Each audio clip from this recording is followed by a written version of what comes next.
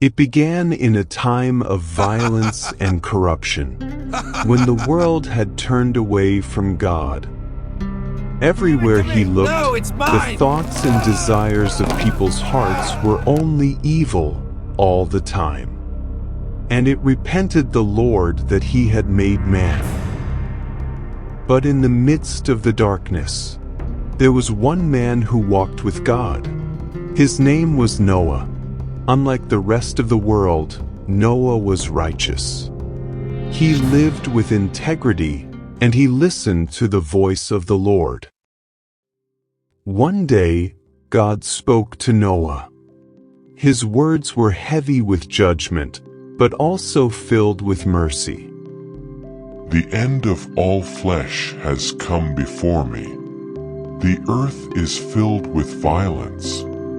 Behold, I will destroy them with the earth. But you, Noah, make an ark of gopher wood, 450 feet long, 75 feet wide, and 45 feet high. Bring with you 2 of every unclean animal, 7 pairs of the clean, and food for all of you. For soon a flood of waters will cover the earth. It was a command that seemed impossible, yet Noah believed God. And so the work began. Noah and his sons worked day after day, cutting trees, shaping beams, hammering wood. The sound of building echoed through the land. And while they built, Noah warned the people. He told them what the Lord had said. But the people only laughed and mocked him. Noah, where is this flood you speak of? How is that even possible? How can he possibly Noah, build an you've ark lost of that your mind. size? Noah, please stop. Yet Noah did not stop. He obeyed God. After many years of hard labor, the ark at last stood complete, an enormous vessel, towering and ready for what was to come. Then something remarkable happened. Just as God said, the animals began to arrive. 2 by 2, the unclean animals came. Lions and rabbits, camels and bears. 7 pairs of the clean animals came too. Cows, sheep, goats, doves, and more. From the largest elephant to the smallest insect, they came to Noah, and he guided them onto the ark.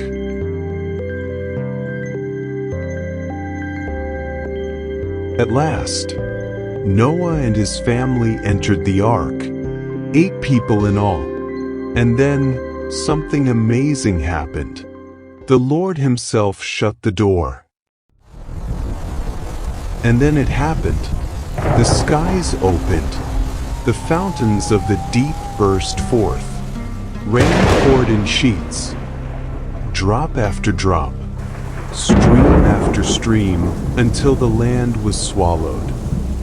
For 40 days and 40 nights, the floodwaters rose higher and higher, covering even the mountains. Every living thing outside the ark perished.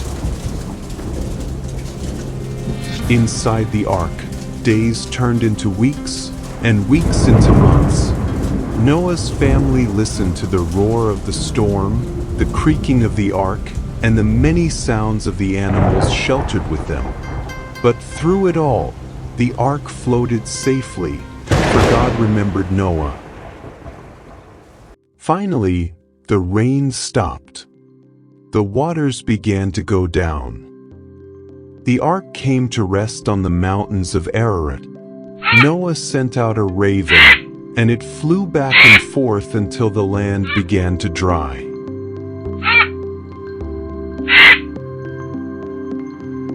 Then he released a dove, but it found no place to rest, and it returned to him. A week later, he sent it out again. This time, The dove came back carrying a fresh olive leaf in its beak. Hope had returned. The earth was ready for a new beginning. After more than a year inside the ark, Noah, his family, and all the animals stepped out into a brand new world. The air was fresh, the land was clean, and life began again. The first thing Noah did was build an altar. He gave thanks to God for saving them. Then God made a covenant, not just with Noah, but with every living creature on earth. He said, "Never again will I destroy all life with a flood." And God gave a sign of this covenant, a rainbow in the sky. Whenever the rainbow appears, it is a reminder of His promise that the waters will never again cover the whole earth. The story of Noah isn't just about a flood. It's about faith, obedience, and hope. When God asked Noah to do something that made no sense, Noah trusted, and his family was saved. And just like Noah, when we face the storms of life, we can trust God too, because His love never fails. And with Him, there is always a new beginning after the storm.